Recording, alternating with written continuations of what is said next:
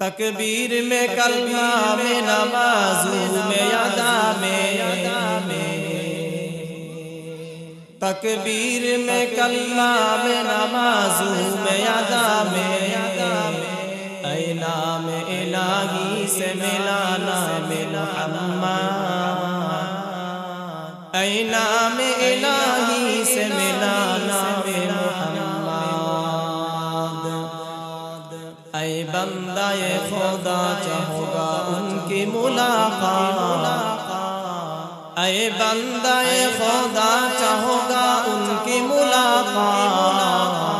आ जल्दी से बैठे सुनो हजरत के नसीहत, आ जल्दी से बैठे सुनो हजरत के नसीहत। मुहम्मद ने आकर कुफ्र को मिटाया, कुफ्र को मिटाकर सदाकत